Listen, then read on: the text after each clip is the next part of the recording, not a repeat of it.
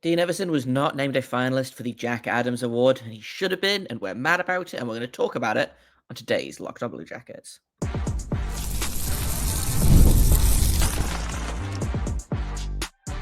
You're Locked On Blue Jackets, your daily podcast on the Columbus Blue Jackets, part of the Locked On Podcast Network, your team every day. Hello and welcome to Locked On Blue Jackets, part of the Locked On Podcast Network, your team every day. I am, as always, your host, Jay Foster, here to give you the good, the bad, and the ugly about your favorite team and mine, the Columbus Blue Jackets. Before we get things started, I want to thank everyone for making this your first listen of the day every single day. Locked On Blue Jackets is free and available on all podcast platforms and over on YouTube. I also have to let you know that this episode is brought to you by Game Time. Download the Game Time app, create an account, and use code LOCKEDONNHL for $20 off your first purchase. We are talking about Dean Evason today, which is not what I planned to talk about. Well, it is a little bit what I planned to talk about. I was going to talk about Team Canada. And Dean Evason getting named as the head coach there, and Kent Johnson and Adam Fantilli there, and it was going to be a fun episode. And instead, over the weekend, they announced the finalists for the Jack Adams, and Dean Evason is not one of them. And on the one hand, I understand this logically. On the other hand, logic is dumb. So what we're going to do today is we are going to go through, we're going to look at the finalists, who they actually are. We're going to talk a little bit about why Dean Evason probably wasn't nominated, like some of the reasoning that they must have gone through. We're going to talk a little bit about Dean Evason's season with the Blue Jackets, and we're also going to talk a little bit about did any team improve more than the Blue Jackets this year? And we'll get into why that's important in a minute here, because I think to understand the Jack Adams, you have to kind of understand what the Jack Adams is, because allegedly it is an award for the best coach, right? And in theory, what that means is you pick the team, surely the best coach, the best team has the best coach, right? So whoever wins the President's Trophy should, in theory, get the Jack Adams because they were the best coach, because their team did the best. But that's not necessarily how it goes, because you can have a really good coach with a weaker roster. You can have what usually happens is the Jack Adams goes to, oh, you were supposed to be bad, but actually you're good, or not as bad as we thought they would be, you know. And again, Dean Evason, prime candidate for Blue Jackets not being as bad as they were supposed to be, right? But it's the reason, you look at John Cooper, for example. I don't believe John Cooper has won the Jack Adams recently. I don't think he was a finalist in, I just pulled this up. Where did I lost it immediately. He was the finalists in 2013-14 and 2018-19. He has not won the Jack Adams, which feels wild to me, because for my money anyway, John Cooper is one of the best coaches in the NHL at the minute. I feel similarly about Mike Sullivan, who has not won the Jack Adams ever. No, usually what happens is it's team that was supposed to be bad and instead made the playoffs, right? And we've seen a couple of those. We've seen some surprises. It so rarely goes to the actual best coach, in my opinion. So that's, and I'm not saying that Dean Evason was the best coach in the league, but I think when you look at his job compared to every other coach's job, he handled it in a way that surprised many, many people. But the Blue Jackets didn't make the playoffs. So are playoffs really that important to the voters? And it seems like yes. So let's talk a little bit about Dean Evason's season with the Blue Jackets, and then we'll talk about the seasons that the three finalists did have. So Dean Evason came on board, and it was happy days for 3 weeks, a month. He was hired on July 22nd, and then on August 28th, I believe, August 28th or 29th, obviously the Gaudreau news dropped, right? So he had about a month of thinking this is what my roster's going to be. This is what we're going to do. Like, and then that drops, and now you're like, well, now I have a completely different job to do this year, and it is to keep this team together. Despite the fact that it would be really, really easy for him to come into the room and not understand, and basically to hold them to impossible standards. And I think that's like that to me, I think has been Dean Evason's like success all year. I think it would have been really easy for him to come in and say, "Well, that doesn't matter. We were expected to challenge for the playoffs. We're going to challenge for the playoffs. We're gonna we're gonna make the playoffs, right?" And I think what he did was he came in and said, "Well, we're going to get through this year, right? We're going to see what we have. We're going to grow. We're going to stay together as a team. We're going to play for Johnny. And if they fail, they fail, right?" I don't think Dean Evason genuinely came into this season thinking that they were going to be a playoff team, right?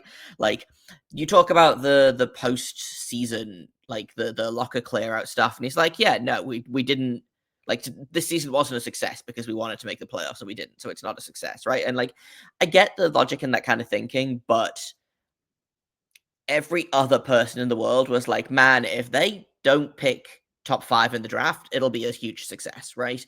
But Dean Evason, he comes in. He came in with a pretty good record. His NHL coaching, now including, let's say not including the Blue Jackets because that's just one season, but he had 4 and a bit seasons before that, and had a record of 147, 77, and 27. So 147 wins, 77 losses, 27 overtime losses in 250 games with Minnesota.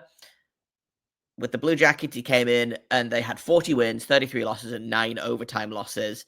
Finished 4th in the Metro, missed the playoffs by literally 2 points. And I think did about as good as, like, Dean Evason to me did about as good of a job as can be expected, because he came in, and maybe this is on me for not giving him the benefit of the doubt, but he comes in as a veterans coach, right? He loves to play. He loves veteran players. He has his guys that he likes, right? And we saw a little bit of that this season. But what we also saw was his willingness to let the kids play. You let Adam Fantilli blossom. You let Kent Johnson blossom. You let Kromachenko basically just do what he wants, and you get that kind of result out of it, right? And I think a lot of the success that Evason has had this season is down to, I think it's down a little bit to the players, but I think it's also down to him, and not even in terms of like a strategy-based coaching, because I think there's definitely kinks to work out there, right? So we talk about the special teams. That's a big thing that needs to get better. But I look at, and we'll talk about the 3 finalists in a minute. I look at the 3 finalists, and I look at Dean Evason, and I'm like, well, Dean Evason had arguably a weaker roster than at least 2 of the finalists. Had fewer expectations, improved more, and I don't know, like, I look at the mess that was left for him, and I mean that in terms of the previous coaching, right? Because the Blue Jackets have had 2 coaches since Tortorella.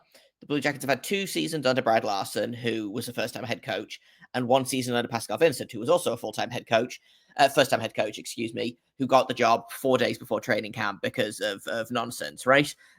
So in theory, the Blue Jackets have had 3 coaches since Tortorella. Dean Evason came in, decided he was going to make it his room. He changed a bunch of things. He moved the locker room arrangements around. He took all of the photos down and said, if you want a photo up there, it's going to be you with another player as opposed to you by yourself. So now when you look at like the post-game locker room stuff, all of the photos above the lockers all have that guy plus a teammate, which is fun, and I like that a lot. And I think he brought some accountability to the team that we haven't seen in, again, maybe since the Tortorella days, right? Which is fun and good. And I think a lot of the credit for this season should go to Dean Evason in a way that I'm not sure in a way that I'm not sure, and I'm not going to sit here and say that Dean Evason deserved to win, because I don't think he did deserve to win. I think for me, there was another guy that has done a similar job to Dean Evason, but his team achieved more. So, like, again, I understand that, but to me, Dean Evason was easily top 2, definitely top 3. So let's take a quick break, and then we'll take a look at the Jack Adams finalists and take a look at what they have that the Blue Jackets don't, and is it really just playoffs that they have the Blue Jackets don't? Let's talk about that in just a second here on Locked On Blue Jackets. First, I want to tell you about Monarch Money. Do you ever check your bank account and wonder where did all my money go? Between dining out, online shopping, entertainment, it's easy to lose track, and that's where Monarch Money comes in. They're your personal CFO, giving you full visibility and control over your finances. And it's not just a budgeting app, it is a complete financial command center. You can track all your accounts, investments, and spending in one place, so you can stop just managing your money and start building wealth. I started using Monarch and realized just how much I was spending on, like, a little treat for doing a good job at my actual job. And now I don't do that every day because now I budget smarter and I save more.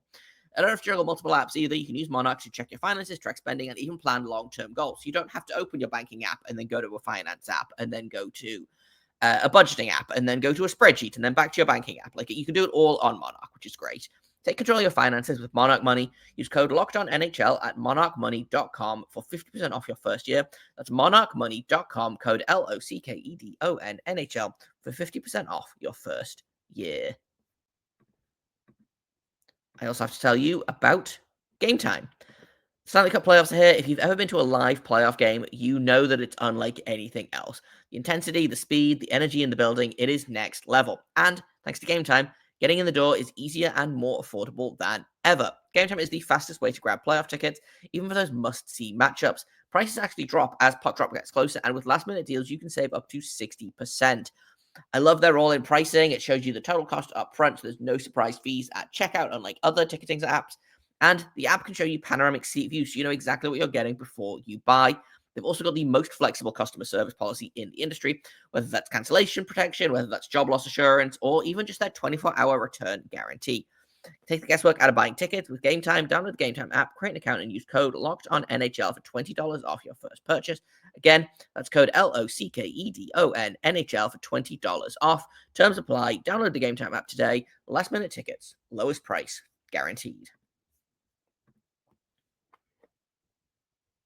Welcome back to Locked On Blue Jackets. We're talking about whether Dean Evason was snubbed for the Jack Adams. And we talked a little bit about Dean Evason's season and what kind of job he did for the Blue Jackets. And I want to talk about the actual Jack Adams finalist in a minute.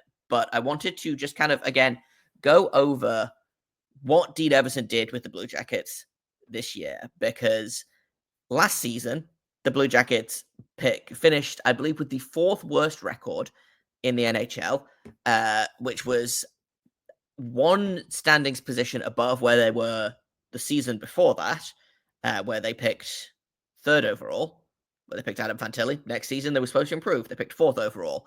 Now, in fairness, the Blue Jackets got knocked down a position, so they actually finished with the 2nd. They finished 2nd lowest in the standings. And got bumped down by the Blackhawks winning the draft lottery because of course they did. But the Blue Jackets last season were a 66-point team with a minus 63 goal differential. This season, they were an 89-point team with a plus 5 goal differential. And that means they improved 23 standings points and they had a plus 68 goal differential better than last season. Now, again, some of that was they allowed fewer goals. Some of that was they scored more goals. But I think they had 15 more wins than they did last season. Just like a massive, massive increase. And Dean Evason is a good coach, right? I was expecting improvement in terms of on-ice play, right? But I was not necessarily expecting that kind of improvement in the standings, especially, you lose both of your top two. You lose both of ostensibly your top line wingers before the season starts. One is probably addition by subtraction, but obviously Johnny Gaudreau is a huge loss, right? And you can't replace him. They tried to replace him kind of in the aggregate, obviously bringing in James Van Riemsdyk, who was great, bringing in Zach Aston Reese, who earned a new contract, bringing in Kevin Labanc, who was there. But I was expecting the on-ice play to look a lot better. and not necessarily reflect that in the standings, right? Because for me, anyway, for a team to have sustainable improvement, I feel like you see it a lot of teams are terrible one year, and then the next year they rocket up the standings. And it's almost entirely due to like a hot goalie or a through the roof shooting percentage or whatever. But I feel like if a team A improves slowly and B the on ice play improves and the underlying stats, right? I know that not everyone is a stats or an analytics guy. I am just enough to make me dangerous, but Dean Evason improved the on ice play and also the standings, which to me is a great response. When you look at arguably the roster this year is weaker than it was last year, which is again, maybe that was guys underperforming last year. Maybe it was the fact that the goaltending was miserable last year. I mean, the goaltending was kind of miserable this year, but we'll talk about that in a second here. But for me, anyway, Dean Evason did the best job that he could have possibly done, right? They fell 2 points short of making the playoffs. I don't blame Dean Evason for the missing the playoffs, right? Yes, it's frustrating. Yes, they could have avoided being shut out like 6 times in the last like 2 months of the season, right? Because that's kind of where they fell off. Was they had 2 different stints where they just couldn't score goals, right? They got shut out 3 out of 4 games just after the outdoor game, and then they had another like 2 or 3 shutout stint like the beginning of April, I want to say, end of March, beginning of April, when other teams were starting to, and I said other teams, Montreal was starting to heat up. Blue Jackets went on a huge heater to end the season, which made the standings look a lot better. I think Montreal lost 4 or 5 games in a row before winning the last one to make the playoffs, and the Blue Jackets went on a 6-game win streak, right? But it can't possibly just be that they missed the playoffs, that Evason was not a finalist. And I'm going to be really interested to see when the final voting is released, where he finishes, because my guess is probably 4th or 5th. But I look at let's talk about the Jack Adams, the actual finalists, because I was surprised by them, because Scott O'Neill, coach of the Winnipeg Jets, obviously they won the President's Trophy. Arguably, yes, the best team should have the best coach, right? Spencer Carberry for the Washington Capitals, who is my personal pick for winner, because I look at what the Capitals were last year, I don't look at what they were this year. It's a very similar trajectory to the Blue Jackets. They didn't improve as much as the Blue Jackets, but they went from crawling into the playoffs to winning the East. So, I understand the logic behind that. And then Martin St. Louis, who made the playoffs on the back of goaltending. Let's be honest.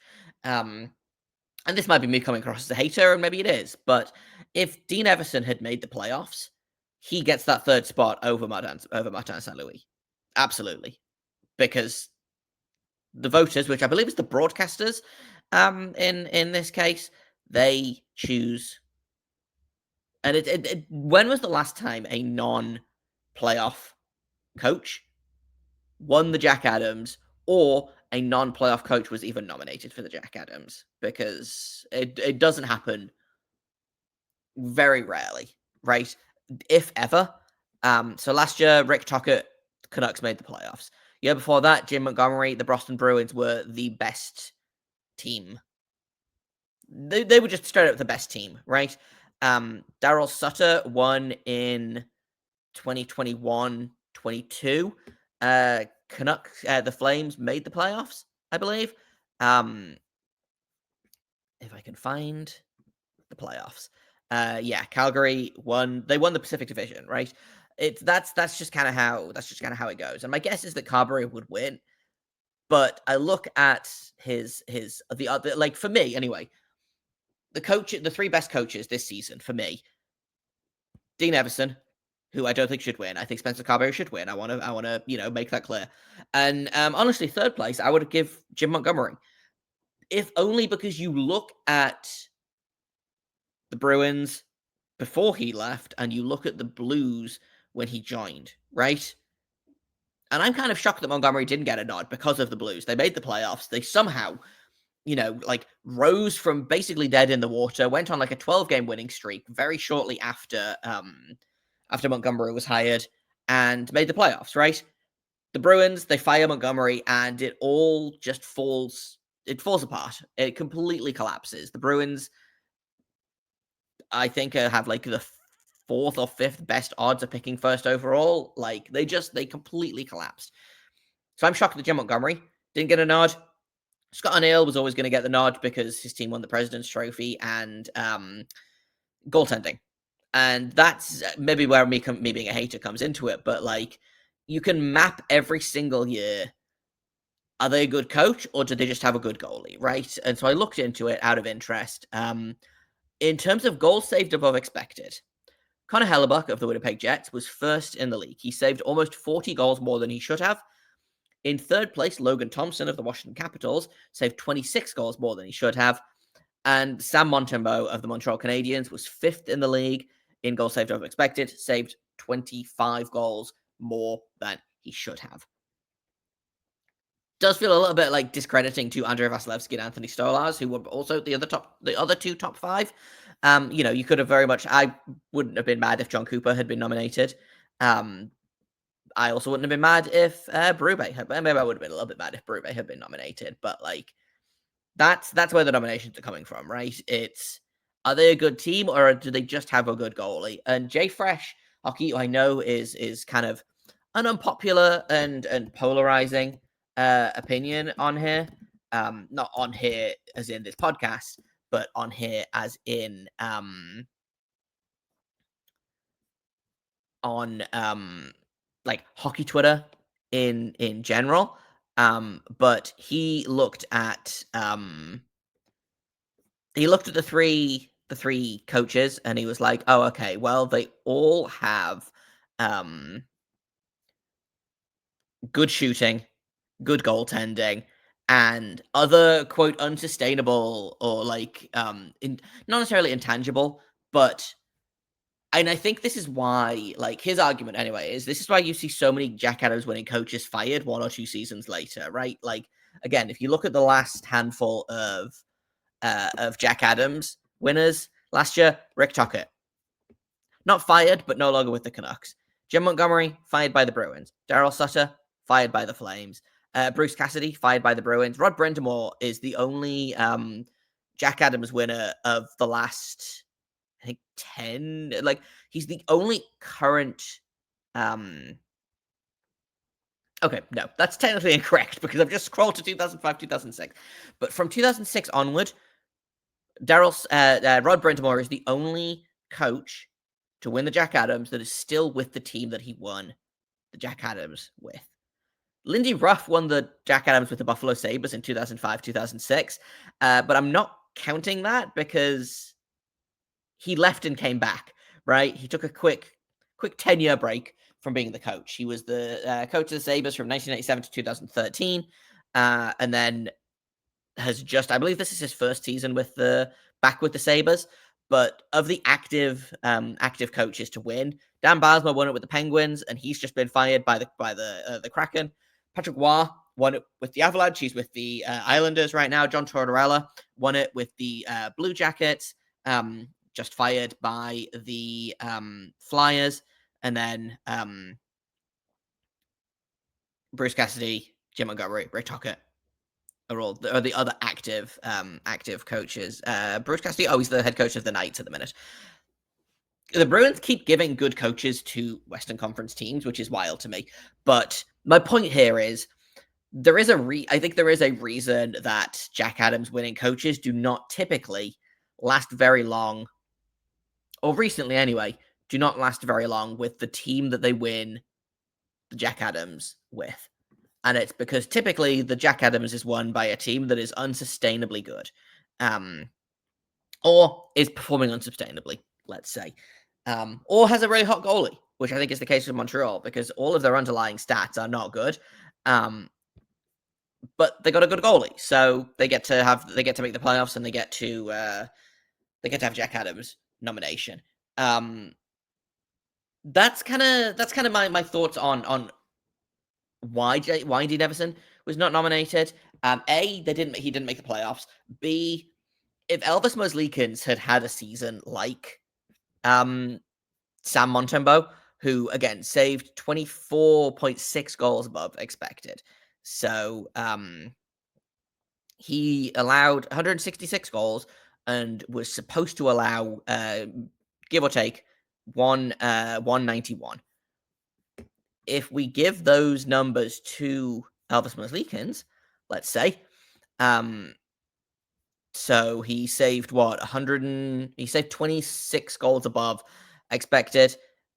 So Elvis would have, instead of allowing 168 goals against, would have instead allowed math would have instead allowed about 136, I believe. Would have allowed 136 goals, which would have been some of the best in the league, in terms of like starting goalies. So goalies that played, let's say, more than 40 games. If Elvis had allowed 100 and what did I say, 138, he would have been top half of the league. So we're talking about like Andrei Vasilevsky levels, for example. And again, the Blue Jackets probably in the playoffs. If they get that from Merzlikins, and Dean Evason probably gets to be the coach. But my argument here is it kind of circles back to my original point, right? Which is, what is, like, who gets the Jack Adams? Is it the best coach? Is it the most surprising coach? Is it the most improved team? Is it the best goaltender, right?